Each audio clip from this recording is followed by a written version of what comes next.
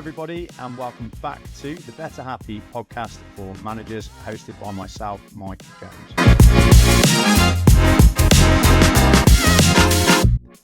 What we're going to be talking about today then is something very important to leadership, whether you're a manager or a business owner or leader of a sports team, it doesn't matter. And what we're going to talk about is the difference between the creative approach to work and leadership and the reactive approach to work and leadership.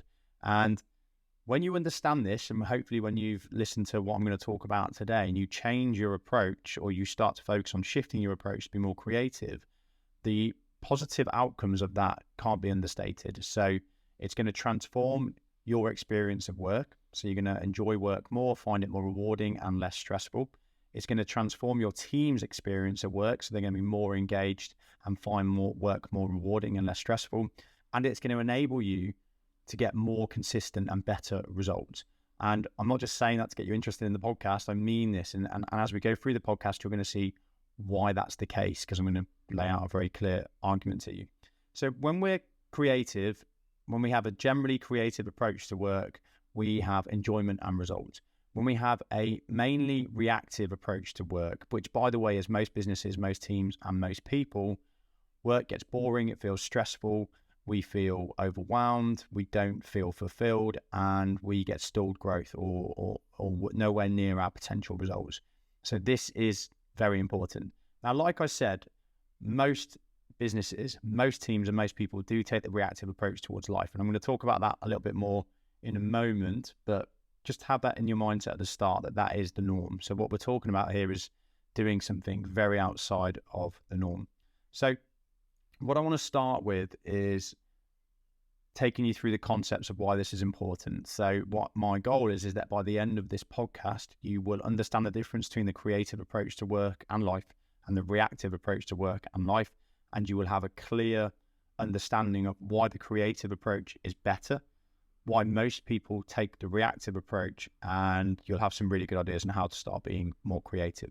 So this is really what I would call a paradigm shift 30 minutes. I'm here to help you understand something that I've learned to understand and implement those shifts.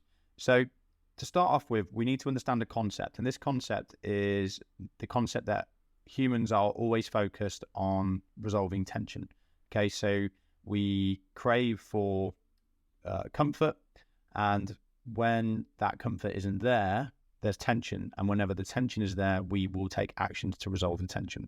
So this is a concept that's actually been laid out in a book, by the way, which I would highly recommend reading, but it's quite an old book, and it's not easy. It's not an easy read, but it's called The Path of Least Resistance.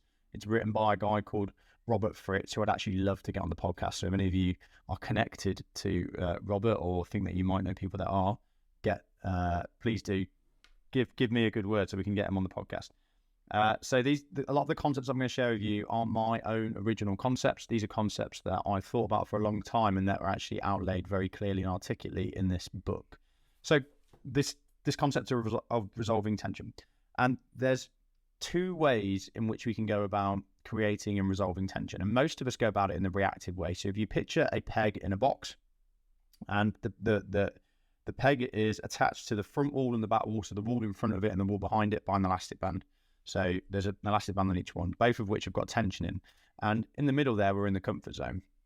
And this is what happens in life and in teams and in businesses. And what happens if we're living the reactive life is we're always under tension.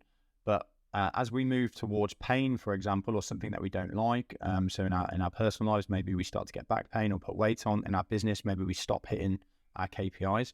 As we move towards the thing that we don't like, the tension increases, and we have to react. We decide, right, I've got to do something to get back to being more into that center zone.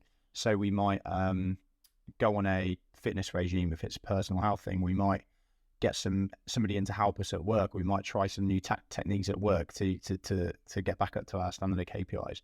And then what happens is once we address the issue, we move back to the zone of comfort, and then we stop taking the action. So think about people that lose weight. And they lose weight because they don't like being overweight. And as they get to a comfortable weight, they fall back into their old habits, and the same thing happens again. Now, this is what happens when we live in the reactive life. We're not being clear on what it is that we want to achieve. We don't have a clear vision of where we want to be, whether it's for us personally, whether it's for our teams, whether it's for our businesses. We haven't got a very clear picture of where we want to go, but we're very clear on where we don't want to go. So the only options that this presents to us is reactive options. We don't know, we can't come up with the ideas and the plans to get to where we want to go to because we don't know where that is, but we know where we don't want to get to. So we live in constant reactivity, and it's miserable and it's boring, and it really wears down our self-esteem, because what happens is we return back to that center place of comfort, and then we stop taking action. And it works on the opposite as well. So I'll quite openly share an example with you. When I had my first business, which was a gym, we after about 3 or 4 years, I kind of didn't read business plan. So I didn't get clear on what the vision was and where we were going, and set clear targets. So I didn't do that. I neglected that. And what happened was we got to a point where I was very consciously aware that we weren't generating enough new regular leads to come into the business, new sales inquiries. So even though I didn't know how many I wanted to generate, what the plan was and where I wanted to go and what the vision was, I kind of lost track of it. I knew I didn't want to not have enough people coming in. So somebody recommended a marketing agency to me, and I took on the marketing agency, and they promised to generate loads of leads for us, loads of new inquiries, which they did. So we started to get tons and tons of new sales inquiries coming into the business. So we started to go away from the comfort zone towards growth. But because I didn't have a clear vision of where I wanted to go and what I was trying to achieve, what happened was the more that we grew, the more uncomfortable I got. And after about a month of this, or 2 months, and we made some money and the business was growing, I actually turned off the marketing because I wanted to move back towards that comfort zone. I wasn't happy with the stresses that we were going through, the issues that bringing new members brings in with it. So I said, right, we need to turn this off now. We've solved this problem. And of course, 2-3 months down the line, we were back to the same issues. But what I'm explaining to you there, and maybe you can try and visualize this, is that box in the peg again, that peg in the box. So when the person's uncomfortable and things start to go wrong, or the business or the team, things start to go wrong for too long, they react and get back to the center. But if you're going forwards towards growth and things being better, but you haven't got a clear vision and things start to go wrong, you get scared by the discomfort and the challenges of growth. And again, you move back to comfort. And all that happens is you don't actually end up going anywhere. You just stay in this center zone. And this is where most people are, most teams are, and most businesses are. And what this does over time is it actually wears down your self-esteem, because you know you should be growing or improving in an area of your life and your team and your business. But all that happens is you go through this constant oscillation period of a little bit of growth back to the center, a little bit of things getting worse back to the center, but you don't actually get anywhere. There's so many examples of this if you think about it. You think about people, they get really unhealthy and they decide to go and do a marathon. That's a reactive approach most of the time, unless you genuinely want to be a marathon runner. So what people are doing is they're punishing themselves. So like, I don't like how overweight I've got or unfit I've got. I need to react to this by signing up for a marathon, which for most people is ludicrous. And what happens is people they train for it, they punish themselves, they do it. And then after they run the marathon, 9 times out of 10, back to the normal habits, put the weight back on again, and then we're back to square one. So the reactive approach to life isn't a very good approach. What is a good approach is the creative approach. And we create tension here by creating disparity between where we are currently and where we want to be. Not where we are, well, not where we don't want to be. So we think about where we are, we get crystal clear on where we are as a team, as a business, as an individual. We get crystal clear on what we want to achieve, which takes time and takes effort and takes thought process.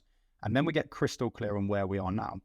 And again, tension is created here, but the tension isn't created by being away from the comfort zone or discomfort. The tension is created by the disparity between where you are and where you want to be. And the human will always seek to resolve tension, as we've just explained in the previous example.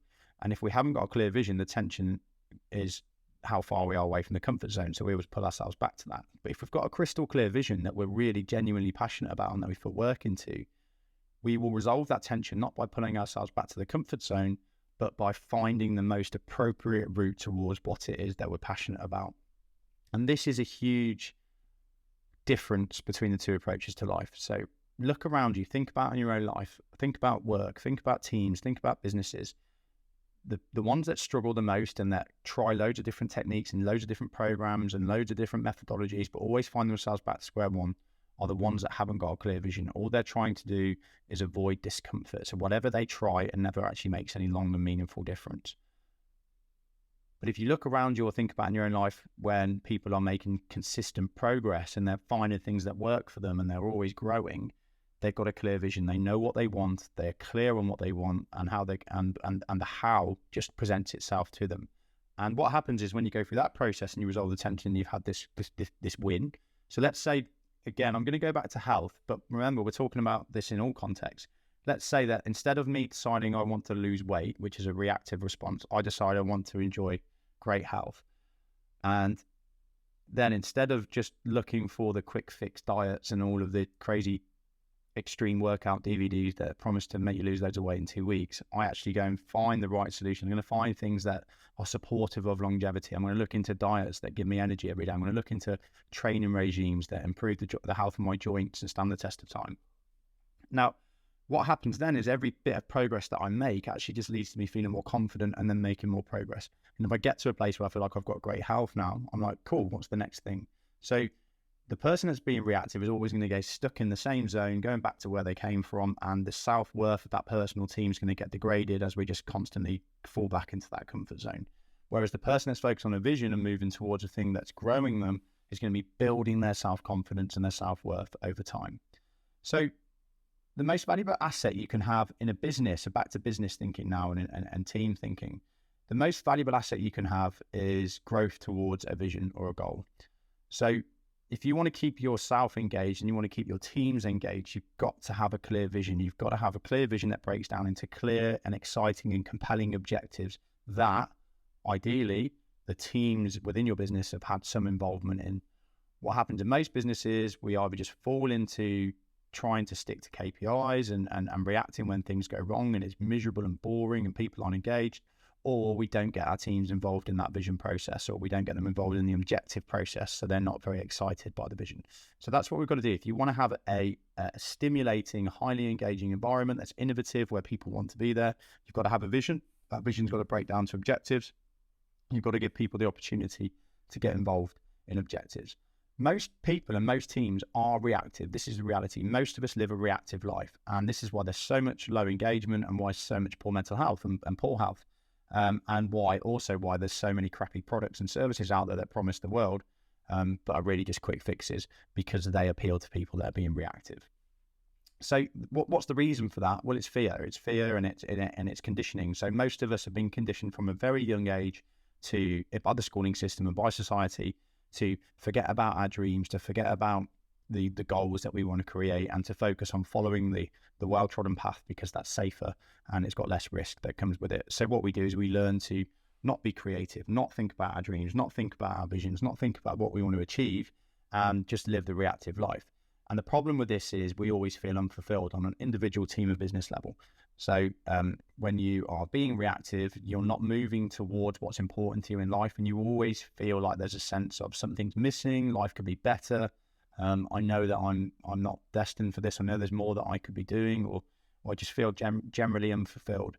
So if you think about it on an individual level, if you're not being true about what your vision and your goals and your objectives are, that's how you're going to feel. You can't hide those things away. You can try and bury them, but they're always going to be there. Think about a team. If the team's being completely reactive and not moving towards a vision, everybody in that team knows that work could be better. We could be making progress. We could be bringing greatness to the business, but all we're doing is fighting fires and dealing with crap that gets thrown at us every day. And the same on a business level. You've got one business that's being creative and bringing new visions to reality and making new things a reality in the world. And you've got another business that finds its position in the market, gets traction, and then just spends all of its time trying to protect that position and deal with any competition that pops up. Think about the gym industry, for example. You know, a lot of the gyms now, they're in a race to the bottom for who can be the cheapest gym. And it just seems like a miserable business to me. It's like, who can be the cheapest? Who can cram the most members in for the cheapest amount? There's nothing creative there. There's no new ways of doing things. It's just a race to the bottom. It's a reactive approach to business. So most of us are reactive. It comes from wanting to be safe. It comes from fear of failure. It comes from fear of risk. It comes from a desire for safety, and it comes from society culturing us to avoid being big picture visionary thinkers and just focus on the well-trodden path. But we know that following the well-trodden path and just being reactive in life makes us feel unhappy and miserable. So let's explore how much of a different experience you're going to have if you address a problem reactively versus creatively. So let's say you've got poor behavior at work. Now, one way to address that is to punish the person, deal with the person, manage the person, and get them to try and get them to change their behavior and maybe even make them feel bad about their behavior. Now, the other approach that we could potentially take to address poor behavior in a team or business is to get clear on the kind of behavior we would like to see, not just the behavior we don't want to see. What kind of values do we want people to express? What's the mission that we want to follow? What behavior do people need to follow to live by that mission? What's our vision? How do people need to compose themselves to achieve that vision? And come up with a clear set of values and cultural guidelines. Now, I know straight away that the first process, which is just addressing poor behavior, is going to be miserable and stressful, even for the person that's addressing the behavior. Whereas the second process of creating the environment and culture that we want and being clear on the behaviors that we want to see from people, that's going to be more enjoyable and rewarding for everybody in the process. What it's also going to do is filter out much of the negative issues, because if you're clear on your culture and your values and your behaviors that you expect of people, you're going to filter out the people that aren't aligned to those behaviors before you get there. So there's a really clear example of how the proactive approach, the creative approach, is more enjoyable, more rewarding, and more effective than the reactive approach. Another great example for this is teams. So think about in your team how you go about each week. If you've got one team that's got the issue of, we always get these requests coming in for work, and that's just not really our responsibility, and we are spending half of our week dealing with these requests, and it's slowing us down.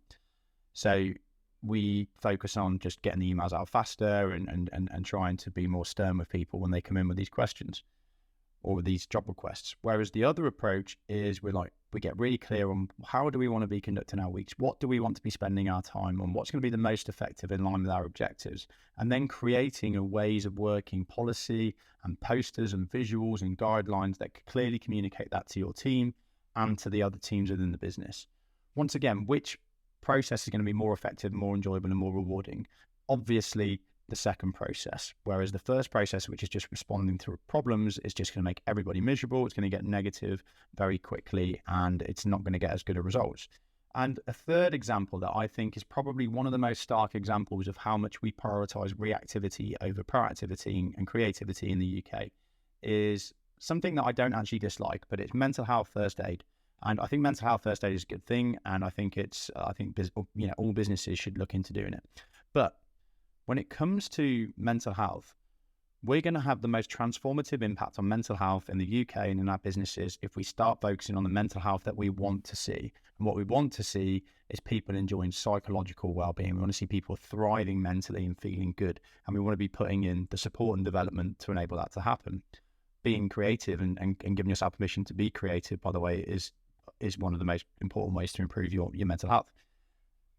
But what we focus on in our approach to mental health is what we don't want, and what we don't want is stress, anxiety, and people struggling. So what we do is we say, right, how are we going to respond to poor mental health? Well, we need more mental health first aiders in businesses, in every business in the country. And although this is good, and I'm not saying that we should stop doing that, that's our main approach towards mental health, and it's ludicrous. It's absolutely ludicrous, because all we're focusing on is preventing or reducing an issue once it's come about. If you're in a sports centre and somebody kept falling over on a tile every day, your response wouldn't be, let's put on a first aider. That should be your second response. Your first response should be, let's fix the tile that people keep slipping on.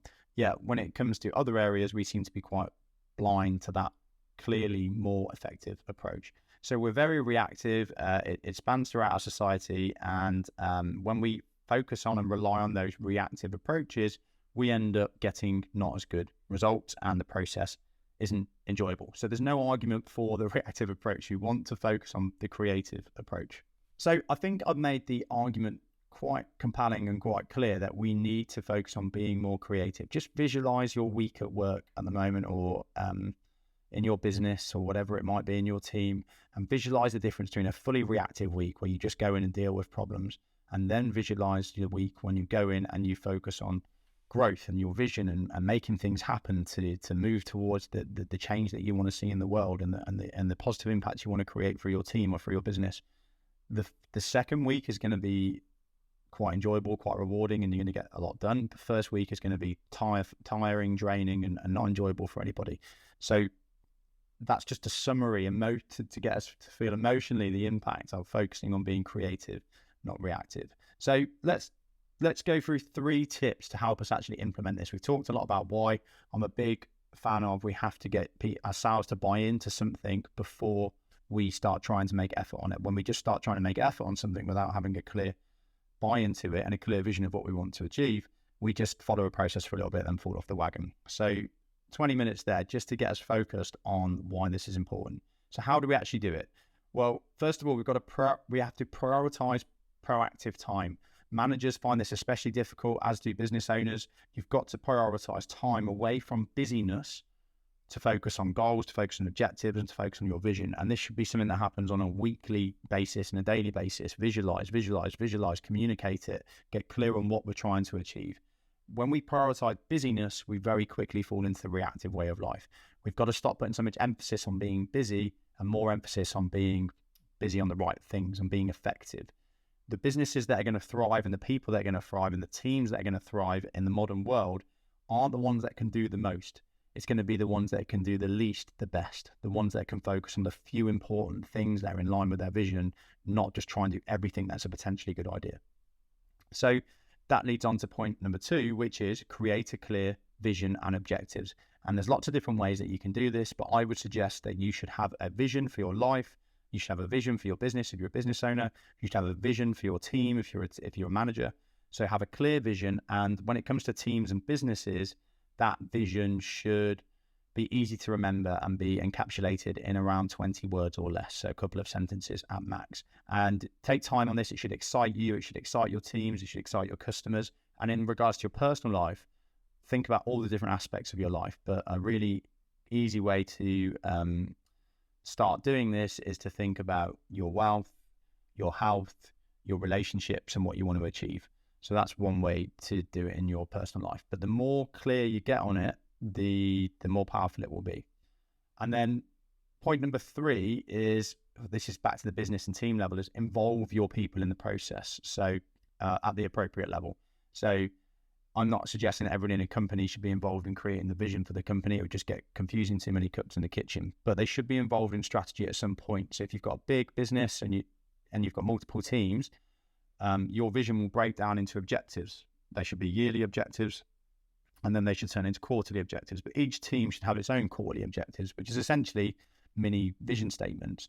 And at the team level, they should be involved in that. That doesn't mean that they should have to write it and have full say over what they're going to be, but they should certainly be involved. And the reason for this is that when they're involved in that process of talking about what the objectives should be and how you're going to achieve them, they're involved in the creative process. They're bought into the exciting vision for the future, which is the objective. They're going to be way more likely to find the right processes, paths, and levels of motivation to make that happen. Whereas if you just drop it on them, it's actually something they have to react and respond to.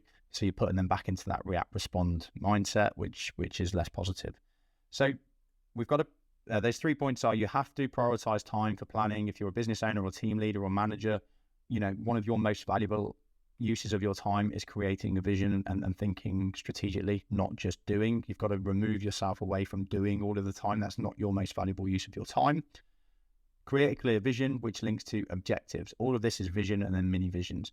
And then finally, involve your team at the appropriate level. So make sure that your team are involved in that planning process. So lots of information there, which is wrapped up into some simple points at the end. But the whole point in that is that actually the stuff that we need to do to be extraordinary isn't extraordinary things. It's doing ordinary things extraordinarily well.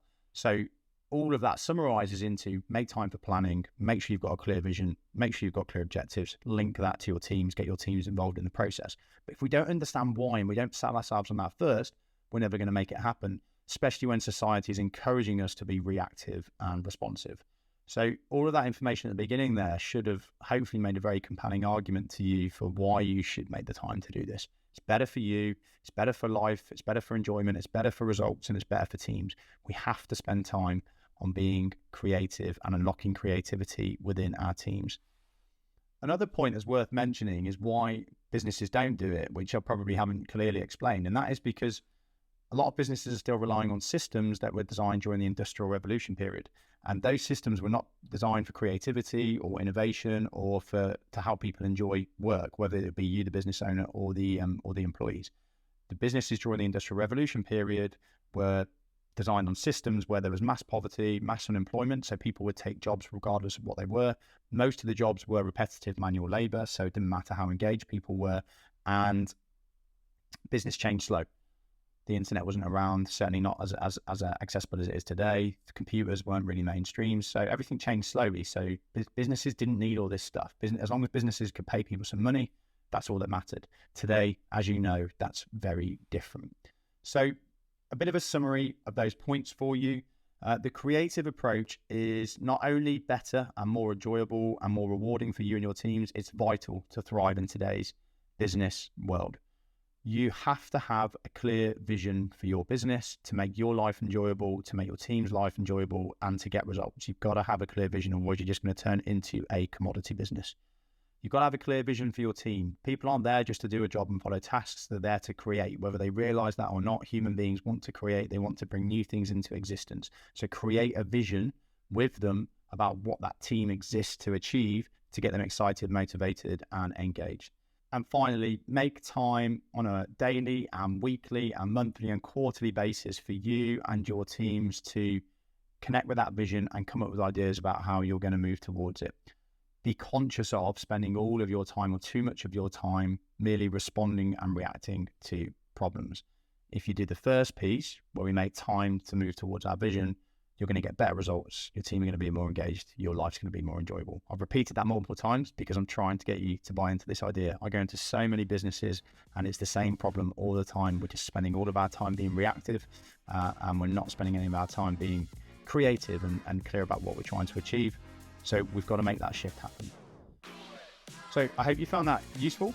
There's lots of information in there. Really, it comes down to making time to be creative and creating a creative environment. I will wrap up with, remember that your life, teams, and business are better happy.